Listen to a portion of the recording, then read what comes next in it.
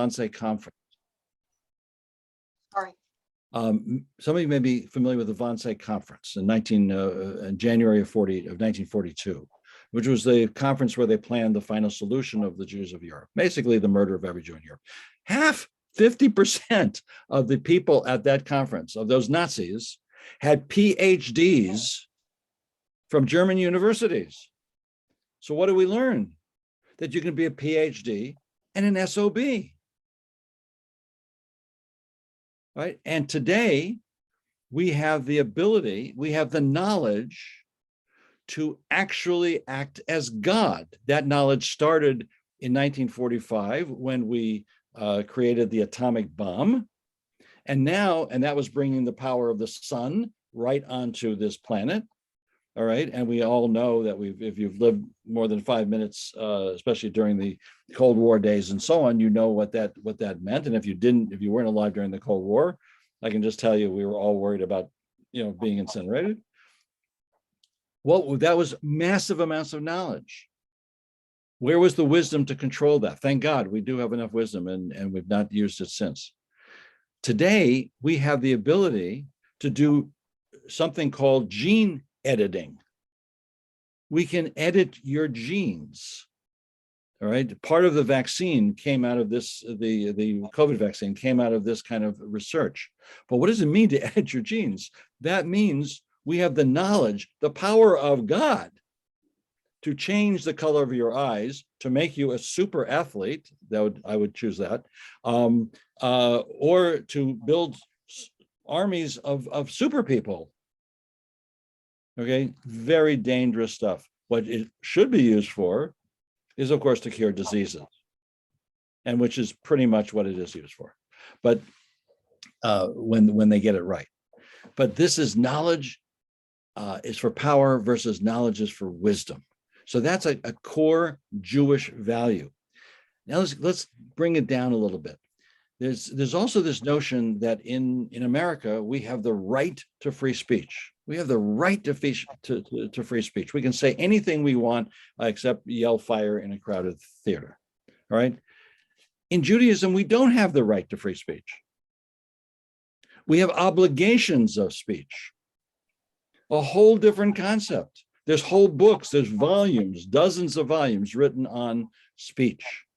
All right, there's a rabbi who's they call him the Chavetz Chaim, and he wrote volumes on speech.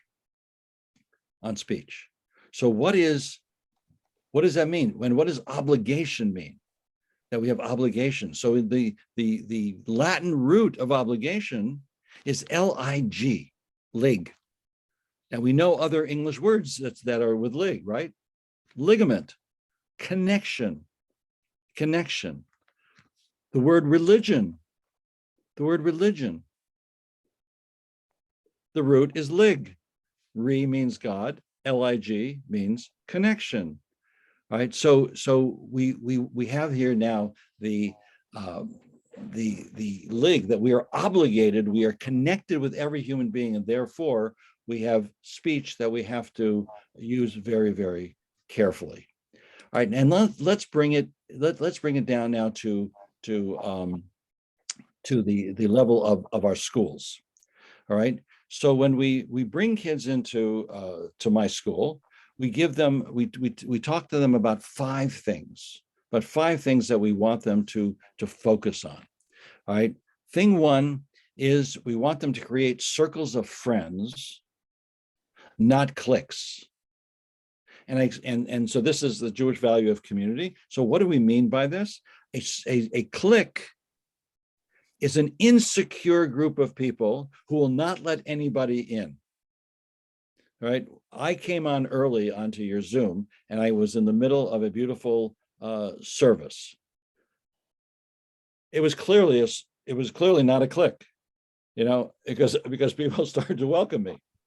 All right. That was a beautiful thing, because there was obviously a secure group of people who saw a stranger in their midst and they welcomed me in. That is a circle of friends. A circle of friends is a secure group of people who will let anybody in.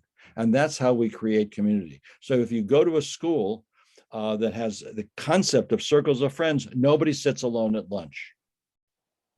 No one sits alone at lunch. For a kid of almost any grade level, that is a big thing. That's a very, very big thing, that no one sits alone at lunch. We also teach them about our obligations of speech, no lashon hara, no evil tongue. And of course, I get the eye roll from some of my ninth graders that, well, come on, Dr. Powell, you don't speak lashon hara, you don't speak any gossip at all to your wife, who I call my girlfriend of 50 years. And I go, well, I mean, I might, maybe. I said, but I'm not happy about it. All right. Yes, of course I do. All right. But I shouldn't. Okay. Because you're not even allowed to speak lashon hara to your best friend, to your wife, to your spouse, to your husband, to your aunt, uncle, grandmother, whomever. All right. You're not allowed. Right. And if you do it, you should know that you're doing it, and you should stop doing it. And imagine the culture and the atmosphere of trust that everyone knows that you're not going to be speaking behind their back. If you have something critical to say to somebody, go say it to them. Say it to them in a nice way and say it to their face. But don't do it behind their back. And today, with the internet, with our kids, right, and adults, but certainly with our children, lashon hara is on steroids. It is exacerbated to the nth degree, because if you post it on Facebook, 3 billion people have access to it. And don't think that because you made a private setting, it's not hackable. It's all hackable. Don't put anything out there on the internet that you don't want everybody to see forever. All right. I think we know what happens when that happens. So we talk to them about no lashon hara. We talk to them about academic excellence. So in our world today, we have to realize that excellence is a relative term. It's not an absolute term. The SAT, you all know what the SAT is? SAT exam, Scholastic Aptitude Exam, of course you do. It's a norm-based test. You can score 70% on it, and if your 70% is better than anybody else's in the country, you're going to get a 1600 on the SAT, what they call a perfect score. It's not a perfect score. It's a norm-based test. That means you could have missed 30%. Do you want to fly with a pilot who only got 70% on her landing exam? I don't think so. Not coming in to an icy runway in New York. So so we talk about excellence of excelling beyond where you are, and where this idea comes from is the Jewish value of Tselem Elohim. Every human being is created in the image of God. And if we believe that every human being has as his or her or their own unique gift, then our job as parents, as grandparents, as educators, our job is to help the child find that gift and explore that gift and nurture that gift and expand that gift. And we can't do any less than that. And that's where the notion of excellence comes from. I am now an excellent soul, and I'm going to excel in what I'm great at. That's excellence. That's true excellence. All right. And then we talk to the kids about being, A+ human beings. And this is where it all comes together. Right. And what does that mean to be an A+ human being? And they start having the language. We change the language of the school. They change the atmosphere. Imagine the shul walking around, asking the question, are you an A+ human being today? What does that mean in your synagogue? What does that mean at the Merrick Jewish Center? What does it mean in your Kehilatenu school? What does all that mean to be an A+ human being? It can mean as simple as I invite someone to sit with me, next to me. Not anymore because of COVID, but I invite someone over for lunch. I have someone for Shabbos. It could mean I visit the sick. Jewish value. It means I pick up the trash, bal tashchit. I create a world of healthfulness, cleanliness, right? It could mean all of those things. What does it mean to be an A+ human being? And you can use this language with students, and you can use it with ourselves as adults, right? I know that they're using it in the second grade classroom at a school where some of my grandkids go, and they're saying, when a kid does something, they say, were you an A+ human being? Imagine kids coming home from school and their parents asking them, not how did you do on the math test, which is important, right? But rather, did you do a mitzvah today? What mitzvah did you do today? Did you ask a good question today? Right? Wow. That's transformative, because what we ask our kids is what we value. What we ask our kids is what we value. All right. What we spend our money on is what we value. All right. It's a statement of values. What we ask, what we spend as adults, what we spend our money and time on is what we value. You want to ask Debbie and Bruce Powell what we spend our money on, take out food, clothing, and shelter. I can tell you, it all went to education, mostly Jewish education, and weddings. There was no money left after that. All right. Thank God for Social Security. All right. So that's where it all went. But that's what we valued. So what we ask is what we value. What we spend is what we value. What we spend our time on is what we value. So did you do a mitzvah today? Did you do a mitzvah today? So these are kinds of values that we can integrate into every aspect, whether we're teaching science, or we're teaching Torah, or we're teaching Torah in order to have our kids go out into the world and apply those Torah values of speech, of connectedness, of religiousness, really connectedness, of humility, right? Being able to apply all of those pieces. I see some children on this call, which I love. And imagine that. Imagine you come home and what you ask is what you value, and what we talk to our kids about. Okay, I'm going to sort of close up my little TED Talk here about this, and I'm going to end it with just this one thing, which is one of my favorite things, and it's so important to me as an American.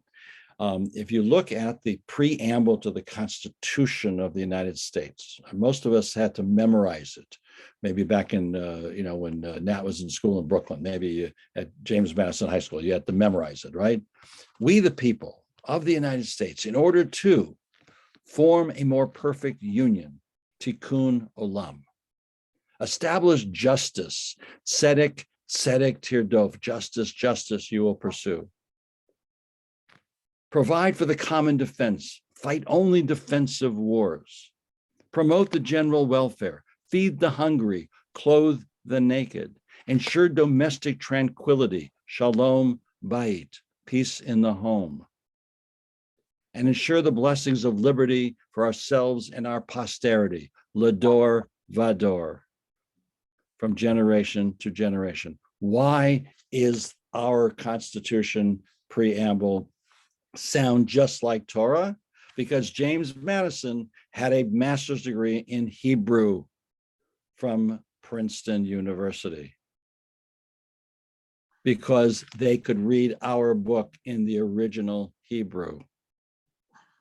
And the graduation speeches at Harvard for 200 years were given in Hebrew, Latin, and Greek. And the logo at Yale University is Urim v'Tumim in Hebrew, and 95% of the really smart kids at Yale cannot read their own t-shirts. But our kids that come from our great religious schools and day schools can read those t-shirts. America is built on this Jewish values piece. So not only is it applicable in the public square, it created the public square early on in this country by the non-Jews who used our values out of our book that they could read in the original to build this great nation. I'm going to stop there. Thank you, Bruce. Turn it over to Thank Rob. you. Thank you. Thank you, Bruce. Welcome, everybody. I'm just thrilled to be at Merrick Jewish Center. I have to tell you, first of all, a big shout out to Helena. You are so lucky to have this woman as your educational leader. She is one of the top people in our entire field. And I'm not just saying that, I know it. So congratulations to all of you. And to all of you who are on the board and all of you who are on the teaching faculty, thank you so much for doing the work you do in Jewish education. You're doing sacred work, you're doing God's work. And I know you're so much better than the Hebrew teachers I had when I grew up in Omaha, Nebraska. Did anybody go to Hebrew school, like afternoon Hebrew school, Monday, Wednesday, 4 to 6? Can I just see hands? How about Tuesday, Thursday, 4 to 6? Can I see hands? Anybody go Sunday morning, 9 to 12, like I did? Yeah. Did you have Mr. Friedman? I had a guy, Mr. Friedman, for 3 years, Bet Gimel and Dalet class. And he was a lovely, lovely neshama, neshama, a lovely soul. This man was just wonderful. But he knew nothing about teaching, not like your teachers. He knew no pedagogic skills. I came from a full day of public school. I was what they called a wilde chaya. Does anybody know Yiddish a little? A wilde chaya is a wild animal. That's what they called me in Hebrew school, because I didn't want to be in another classroom. So I learned one Hebrew word from Mr. Friedman in those 3 years. This is the Hebrew word, sheket, sheket, sheket, sheket, sheket. That's all I heard all afternoon. Do you know what it means? It means shut up is what it means. I never heard sheket bavakasha, shut up, please. Never, not once. This is a true story. All my stories are true. When I went for my, it took 20 years. It took 20 years for my synagogue, Bethel Synagogue, conservative shul in Omaha, Nebraska, to invite me back to give a lecture on Jewish education because they couldn't believe this wilde chaya became a professor of Jewish education. They couldn't believe it. So my mother, may she rest in peace, made sure the whole congregation was full. It was like Kol Nidre on a Friday night. You couldn't believe it. 500-600 people came. So I give my lecture. It goes very well. And I said, it was time for questions and answers. Anybody have a question? Please raise your hand. I look down in the first row and a hand goes up and I look down, it's Mr. Friedman. And he gets up. This is an absolutely true story. He didn't have a question. He turned around and faced the congregation and he said the following: Ronnie Wolfson was the best student I ever had in Hebrew school.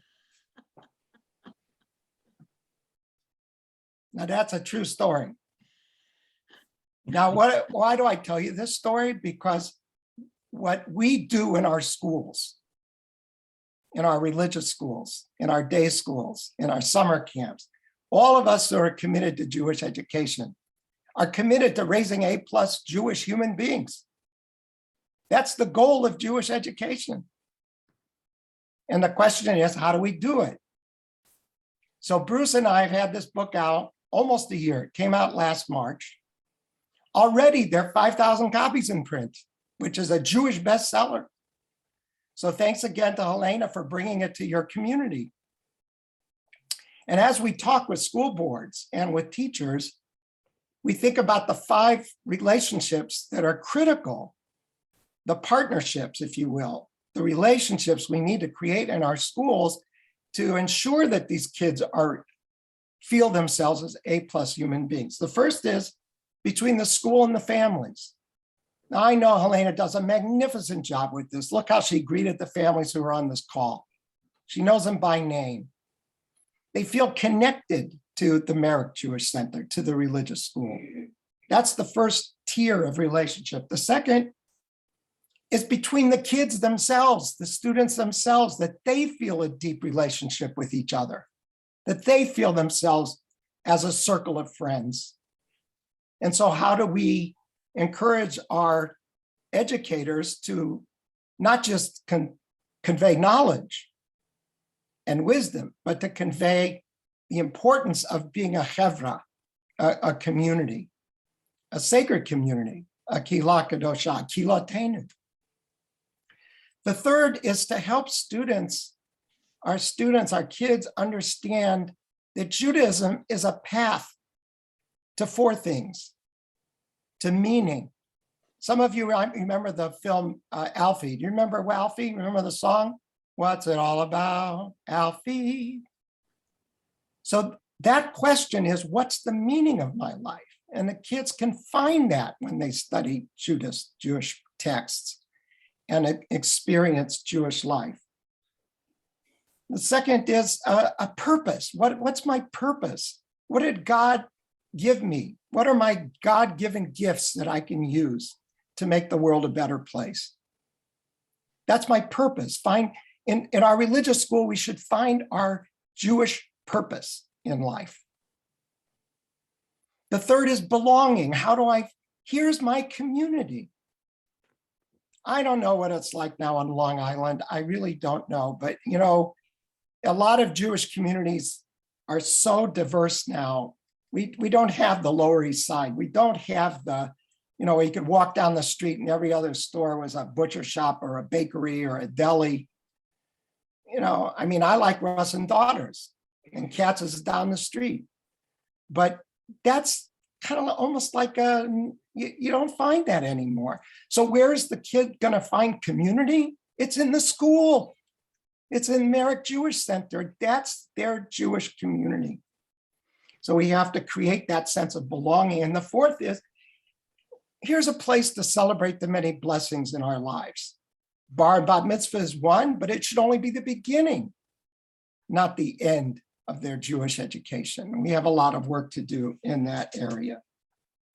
So we talk with the teachers about how to do this. The greatest compliment you teachers on the call can get is when someone says, Helena, she's my teacher. Merrick Jewish Center, that's my shul.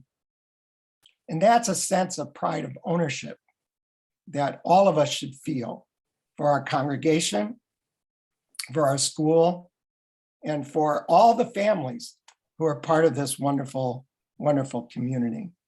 So we're thrilled to be with you. One last point from me. I love that we put in this book, and this is, I consider this book 98% Bruce Powell's Torah, and I'm just thrilled to be the Rashi in the book. But I love that we talked about putting the 5th chapter in the book for parents and grandparents, because I too am a grandfather. I'm Zadie Rani to my 2 delicious grandchildren. The first name is Ellie Brooklyn. Can you believe I have a granddaughter named Brooklyn? Now I will tell you why she's named Brooklyn. Because my father, we talked earlier, was from Brooklyn, Flatbush Avenue. My son-in-law's mother's from Brooklyn. The kids liked the name Brooklyn. And they named her Ellie Brooklyn. I call her Ellie B. So I called my partner in Synagogue 2000. Some of you might remember back in the day, we had a synagogue transformation project called Synagogue 2000. I did it with Professor Larry Hoffman from Hebrew Union College in New York. And I called him as soon as Ellie was born. And I said, Larry, he's in New York, I'm in Los Angeles. I said, Larry, you're not gonna believe it. I got my first grandbaby and they named her Ellie Brooklyn. And Larry from Manhattan says to me in Los Angeles, Ron, you're gonna have 4 more grandchildren. Manhattan, Staten. If you have a girl, you can call her Queens. And if you have a boy, you can call him the Bronx. But thank you for inviting us. And we'd love to open up for conversation now. Yeah. Elena, you can call Yes. us. So I was going to say, please unmute yourself if you have any comments or questions. You can write them in the chat, but we're a small enough group that I think you could just raise your hand. And if I don't see it though, then you can even just shout it out. You can raise your hand on the reactions button electronically also. And that will also come up right away, even if I'm not on that page. Any comments? Ally? Ally. Yeah, hi, I have a question. And maybe everyone can identify themselves just as a teacher, board member, or parent, just so that Bruce and Ron can have a sense of where you're coming from. I'm Allie. I'm known as Mora Allie to my students in the Hebrew school. And I have a question. Please. I'd like to know if it's possible for the Hebrew school to contribute to raising A+ human beings when they don't necessarily come from a home which is encouraging that behavior. Yeah, so this is a question that I've that's been asked all over the country, by the way. So you're in good company, Allie. And the what I learned, there was a school in Harlem, and it was the children's. I think it's the Children's Zone or something in Harlem. Very excellent place. And the kids would ask the principal, my parents are not nice to me. Their parents, da, da, da, da. And the principal would answer the child, your parents don't go here, you do. So it's a simplistic answer. It's not a satisfying answer, because we all know that they're on Hebrew school once or twice a week. You don't have them 7-8 hours a day, right? Like you would in a day school or a public school or private school and so on. So my philosophy always is, if whoever's standing in front of me, they've shown up, they're there, their parents are sending them there. Somewhere deep down, there's what they call in Yiddish a pintele yid, a spark of Jewishness, right, among the parents and certainly with the children.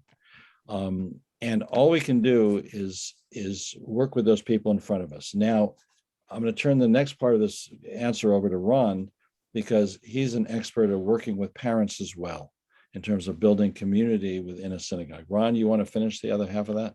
Well, sure. It's a great question, Allie. Listen, we just need to encourage parents to understand that they are partners with us in raising A+ human beings. And when we're on the same page, literally together, that's why I'm thrilled that you guys have been reading this book together. I mean, and maybe, we know there was a synagogue down in Houston, Texas, a large conservative shul that got a donor angel to buy copies of this book for all the families and all the schools in that shul, because they wanted to get the message to the parents and the grandparents how important this is, for them to be partners with us, with the teachers, with the educators, and with the clergy in doing this work. So there's not a differentiation between how the kids are learning at home and how they're learning in our school and in our congregation. And Bruce is right. I mean, we can just lead them to encourage them, to equip them with the ways, with the language. For example, I love Bruce's comment about, what's the question you ask the kids when they come home from school?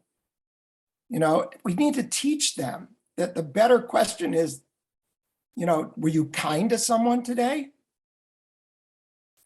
When our little grandchildren were in school, they learned to be a bucket filler, not a bucket dipper. A bucket filler is someone who fills up their friends with good stuff. And a bucket dipper. In our local elementary school, they have that bucket filling program. Yeah. And you know what? That was, like Bruce had mentioned, that's language that you can teach parents. Were you a bucket filler today, or you were a bucket dipper today? And all of that goes to having a set of values that are important in the family. And, I've done a lot of work in Jewish family education over the years. And one of the things that I think is most important is to reach out kindly, even to those parents that seem to be hesitant, resistant, or say to you, my kid has orthodontia this week, they're going to skip Hebrew school. It's not a priority for them. But we need to say how important this is, how much we value their participation as our partners, and equip them with ways to make the Passover Seder engaging, with ways to do Shabbat in an engaging way, and ways to have conversations with the kids that reflect these values that we're talking about in the book. So I hope Another- that helps you a little bit. Another metaphor that might be helpful is the metaphor of a thermostat or a thermometer. Are you just going to reflect the temperature around you, or are you going to be a thermometer and are you going to set the temperature? Good, I like It that. can be very, very powerful for a child. I'm not sure what age you're thinking of, but I'm telling you, as young as second or third grade, they can understand that and they want to be a thermometer. Excuse me, a thermostat. Excuse me. If they want to be a thermostat, they want to set the temperature. They want to be a leader. And you know what? That metaphor might work also for the parents. The parents are thermostats. They're setting the temperature for their children in the home. But again, I think some parents need to be taught. There was no handbook. Yeah, you know what the first thing I tell my students, my graduate students in Jewish education to do when they start teaching? Call the parents of the kids in your class before a class begins in the fall. Call them, say, hey, my name is Mara Ali, and I'm going to be your son's Dalit class second and fourth grade teacher this year. I'm so excited to welcome him. And I just want you to know I'm always available to you through the school office or whatever mechanism you have, or send a handwritten note to the parents. And that makes a big impression. I once had a birthday a few years ago, and I got a card. I got 460 Facebook happy birthday greetings. I got one card in the mail from the Chase Bank. Do you have Chase Bank there on Long Island? You know what the card said? Dear Mr. Wolfson, happy birthday. Handwritten on Chase stationery. When you were in the branch last week, you mentioned your grandchildren were coming to visit you. How was their visit? Next time when they're in town, please bring them by the branch so we might meet them. Have a great day. Sincerely, Valerie, your Chase Bank teller. Now I got a card from my Chase Bank teller. We Jewish teachers can send a card once in a while to the parents and say, we're here for you. I think You probably has a lot of money. This is why they. Well, Martin's got his hand up. yeah, Martin. Martin, you're on mute. Martin, we can't hear you. I'd like to respond to that comment about the parents not being involved, if I may. I teach in a very, I'm going to connect this to Hebrew school also, to a very special school during the day.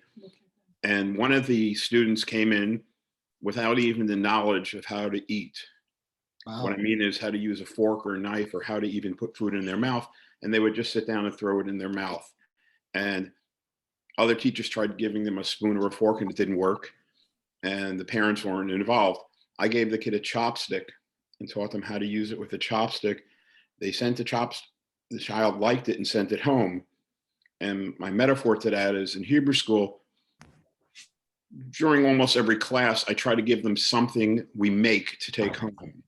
Mhm. And the reason I do that is I incorporate art into my class constantly. And it's so not what did you do today? Because, you know, I had kids also, what'd you do in math? Nothing. What'd you do in science? Nothing. What'd you do in social studies? Nothing. And I say, oh, so you did the same thing in every subject. My point is that I give them something to take home in Hebrew school every day so that there is that conversation. Oh, what is this? What does it mean? How did you build this? What is this? So I give them something more than just words to take home, but something physically artistic to take home so that they could have a conversation. And once that conversation starts, then everything else goes. That's beautiful. Good for you. It's my principle. Martin does make very beautiful things. The kids make beautiful things. That's great. You know, along the lines of what Ron was also talking about, I referenced in the book, for those who read it, Nordstrom, the service at Nordstrom. So Ron got a handwritten note from Chase Bank. I sent a copy of the book to Eric Nordstrom in Seattle, who's the CEO of Nordstrom's. I think his great-great-grandfather was the founder. And he sends me back, and I said, just wanted to see it, look at page whatever that I mentioned your store and about how you thought about service. He sends me back a hand-signed note from corporate offices in Seattle. And he says, dear Dr. Powell, blah, blah, blah. He said, I think it was my dad who said, we don't train our employees, their parents do. And it was this beautiful moment. And if I'm ever in Seattle, I'm going to go visit the guy. He's obviously he obviously got the book. He looked at the pages. I don't think he read the whole book. It's a Jewish book, and I don't think Eric Nordstrom is Jewish, but that's okay. But and he said, I've never seen anything. I never saw a story like that about our store. And this is his store. I mean, it's a publicly traded. Maybe it's public. I don't know. Is it publicly traded? I'm not sure. I'm not sure. I'm not sure. They still might be a family-owned thing, but You know what? Another idea is swag. Do you have a lot of swag at your school, Kehila Tenu? We don't.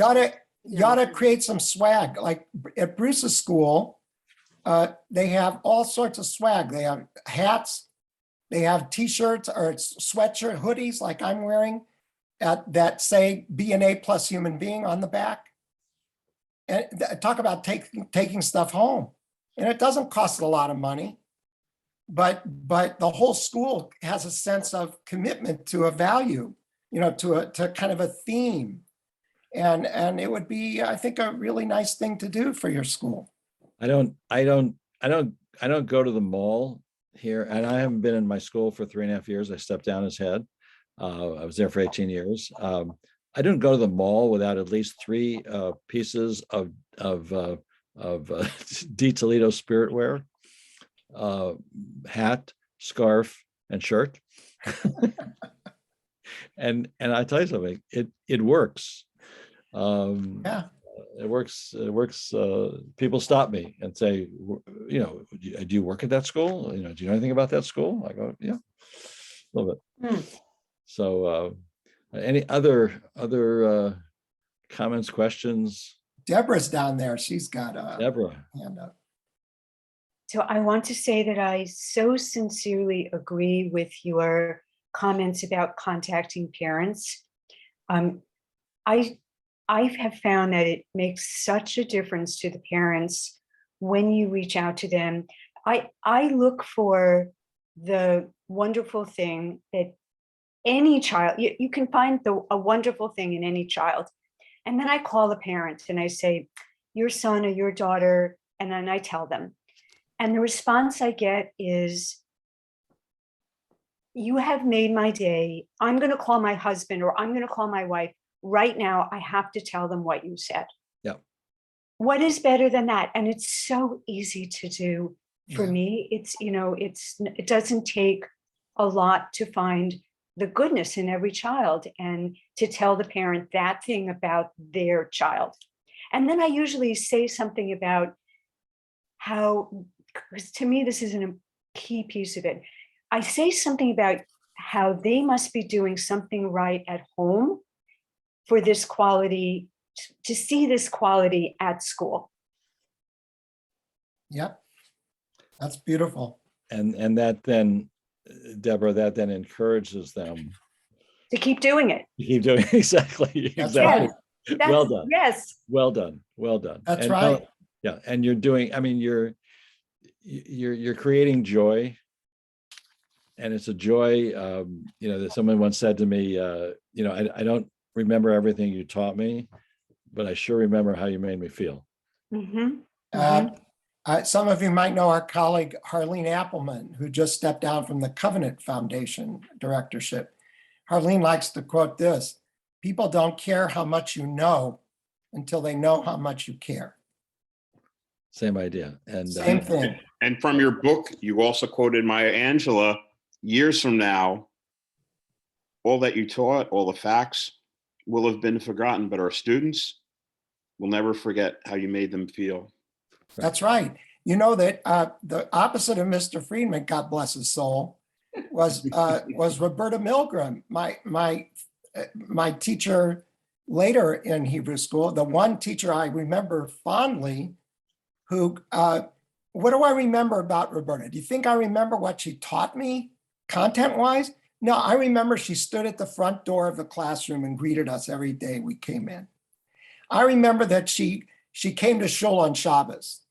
I remember that on Sundays after school, after Sunday school, she'd take a bunch of us to the bowling alley once a semester, once a year.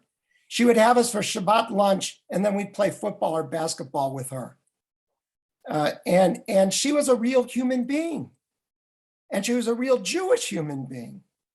And that's what I say, to you beautiful teachers on the call, when you bring your whole human being to a relationship with those kids and those parents, then you'll be unforgettable. Unforgettable. I think it's. we're really, I just want to say we're really, really blessed because our teachers really do that. And it's Beautiful. really very wonderful group of people. We're really blessed. True. Like I love it when I fly, usually fly American Airlines, and when I'm leaving the plane, the pilot is standing there saying, "Hope you had a good flight." And I say, I was thanking him for the ride. And now I also know that pilot got 100% on her landing exam. Okay. So there is knowledge and values, knowledge and Sure. goodness. Right. And Somebody had was it Scott who raised the hand? I'm not sure. Somebody was raising hand. No. Anyone have a question that we missed? I wanted, I was wondering if you would talk a little bit about the section in the book when you talked about LIG, because just today I had someone who inquired about joining the Hebrew school, joining Kehilatenu and Merrick Jewish Center. And she said, but I'm really not religious, and I'm afraid that, and I quoted from your book. And so for anyone who hasn't read the book, I think, and I could tell it really helped her feel much better and was really excited because it legitimized her feeling. And I wonder, not everyone on this call has Right. read the book. So maybe if you could talk about that. For Yeah, a few minutes. absolutely. Yeah, I'll never forget when a woman walked up to me at a Jewish high school that I was running at the time, Milken Community High School, and she says, we're not very religious. And I go, well, wait a minute. I said, you're spending $30,000 a year on a Jewish high school, day school education. I said, you are one of the most religious people I know. And she looked at me and it was like this shock on her face. I said, look, I don't know if you believe in God or not. Okay, so that's the re part of religious. But you are certainly religious. You are certainly connected, linked to Jewish peoplehood, to Israel, to Jewish education, to Jewish culture, to Hebrew. I don't know if there's any Israelis on the call, but I love Israelis who tell me, we're not religious. We're not religious. Ani chiloni. Okay. Ani lo dati. Okay. And I look at them and I go like, wait a minute. You're speaking Hebrew. You're religious. You grew up in Israel. You're connected with the state of Israel. You're connected with Jewish music and songs of modern times. And you probably served in the Israeli Defense Forces. You're not religious? You don't get any. And I say to them, and then I really tease them, and I say, and what do you say to your friends, your secular friends on before Yom Kippur? They go, Gamar Chatima Tova, which means, may you be sealed in the book of life. And I say, you say Gamar Chatima Tova. I said, who's making the Chatima? Who's making the signature? And they look at me and they say, Hashem, God. And I say, where is God in doing this? They said, Bashamayim, in heaven. And I go, and you're not religious? I said, you say that in my parking lot in Los Angeles, California, and they're going to think that you are actually Orthodox. Okay? No.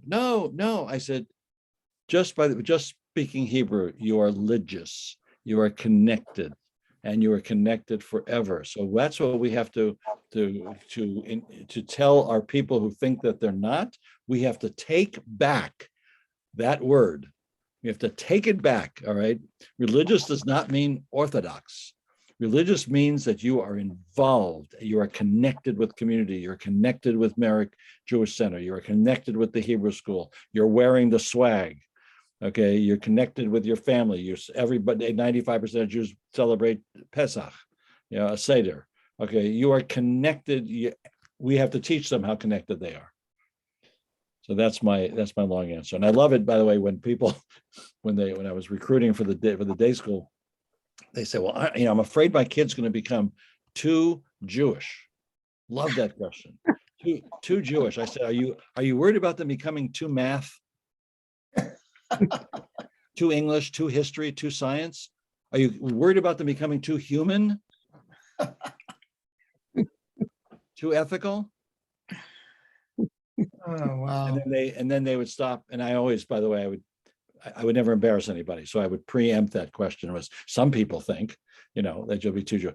And then I ended with, and by the way, if you can handle a piece of Talmud, Harvard Law School, pretty easy. Yeah.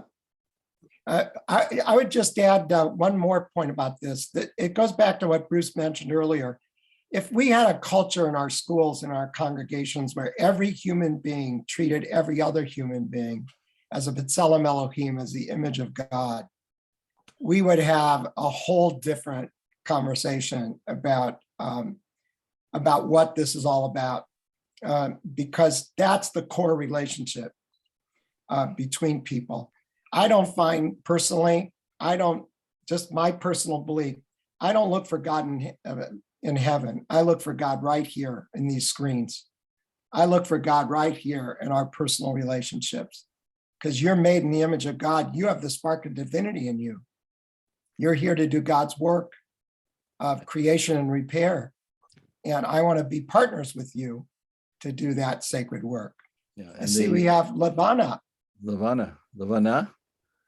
Yes, just to tell you that as attendants, when I read their names and I ask them, tell me, when you hear your name, what good deed did you do this Oh, week? So some of them would say, I helped shovel the snow, but some would say, nothing, I didn't do anything. And I say, were you polite? Were you respectful? Were you helpful? Oh, yeah, I did. So you did a good deed.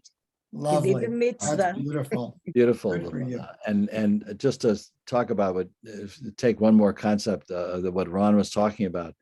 My favorite musical of all time is Les Mis. And the song in it, there's one line in it that says to love another person is to see the face of God. And it's one of those lines that literally brings tears to my eyes every time I say it. And I think it's true. And I can tell you my girlfriend of 50 years, every time I look at her, not only I see the face of God, but in fact, in our house, she is God. Wait a minute. Just want to make that clear. Okay? But seriously, it makes a difference. I know, Elena, we're coming up on an hour, so my concluding comment would be to say kol hakavod, all honor to all of you who are building this sacred community at Merrick Jewish Center and Kehilatenu, because what we do as Jewish educators and as board members and as congregants is to build sacred community. And there's nothing more important these days than to encourage people to be part of our sacred communities where they can find, children and adults alike, that path to meaning and purpose, belonging and blessing. So we bless you for inviting us and reading this book. We thank you from the bottom of our hearts and pass the word along. Thank you. Thank you so much for coming. And I also must say that the idea to invite both of these wonderful authors was Rabbi Klein's when I was talking to him about the book. and how excited we all were. And he said, why don't you call them up and ask them to come? And I thought, really? And you're here. Our So pleasure, it's our pleasure. been our such pleasure. a joy to get to speak with you and get to know you a little bit. And thank you for this book. And everyone can unmute themselves to say goodbye. Bye. Shabbat shalom. Shabbat Bye. shalom. Thank you. Shalom, thank Thank you. you. Thank you so much. Good, thank you. Bye, folks. Shabbat Well, hang shalom. around for a minute. Shalom. Thank you. Thanks for coming. Laila tov. Lila Tov, thanks for coming. Thanks again so much for coming. Pleasure. Thank you. Thank you very much. Great group. Fantastic. Period. Wonderful. Exclamation. Wonderful. Thank you. for Very coming. nice. Thank you, Morna. So, Inspiring. it really Thank was. you. Thank Thanks you. so much. That means a The lot, kids I especially have, especially it's 9:30 at night by you. I know, go to sleep. God, you gotta go. Don't you have to like? Gay schluffen. No, Helena's got to send out her emails. I'm gonna I go have haven't my eaten dinner dinner now. yet. It doesn't We're matter. gonna- Chris and I have to go have dinner. I want to know who this beautiful child is with the Littman family here. Who's this Oh, daughter? yeah. Sat through This this is whole this is thing. Joseph. Joseph. And Joseph's hiding. Son or daughter? I'm sorry. Son. My grandson. Your Grandson, grandson. fantastic. And he's got great hair. Oh, Gosh, the hair. I blonde missed out hair. on the hair. Okay, great. Okay. Well, Fantastic. And Joseph comes to help out in the Hebrew school every Monday and Wednesday. Way to go, Joe. Joseph, thank you for He is a sticking mensch. this out until 9:30. And how old are you? He's older than he looks. 7th grade, Seventh 8th grade, Wow. 8th grade, Eighth grade. Wow. 8th grade. In fact, 14 in 1 month as of today. I don't know. I don't know. When I was in 8th grade, I couldn't stay up past 9:30. Yeah, no, and now Now you we can't can't stay up stay past up. 9:30 either. And Ben's grandpa, thank you so much for coming. It was so great that you You're came welcome. on. It was very enjoyable. Well, Ron, They're busy doing homework, the kids. Otherwise, they would have been on. Say Oh, hi Leo to was- Isabella Leo too. was on for a little Yes, bit. no, Isabella's on the phone with Grandma now. I want you to know Isabella was one of my very best students I ever had. There is no question. Yes, I'm She is- very well aware of your special relationship with Isabella. Don't say it that way and get into trouble. No. We don't get No, into we gotta be trouble. very careful what we say. No, we've seen each other. We've spoken, and she's just a gem, as are you. It came from this book. I'm interested in Joseph's hair. Okay, Joseph, if you ever cut your hair, can you? I'll give you my address.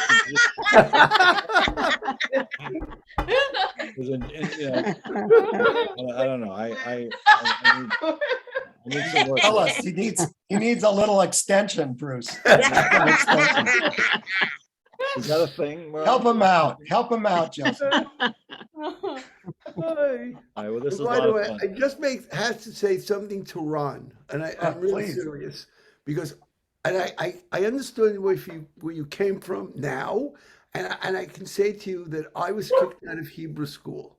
You were. And they refused to give me lessons for my bar mitzvah. My mother had to get somebody, and we were not religious. And I think that I'm working today because of, we're talking about Helena. And I don't know, maybe God got to her, and God is punishing me because I've been a Hebrew school teacher now for 10 years. I know. So go figure that. And So wait a it's minute, the best Matt. 10 years I've had yet. And they've all been Ron- good. Ron didn't tell you the rest of the story. I'll tell you the rest of the story, I'll Matt. match your story. In your honor, wait a second. I went for my first bar mitzvah lesson. The tutor was also a guy from the old country. First lesson, he pinches my cheek. He says to me, Sonny, what's your name in Hebrew? I said, Sheket. Thought my Hebrew name was Sheket Ben Abraham for the longest time. True story. Amazing. Amazing.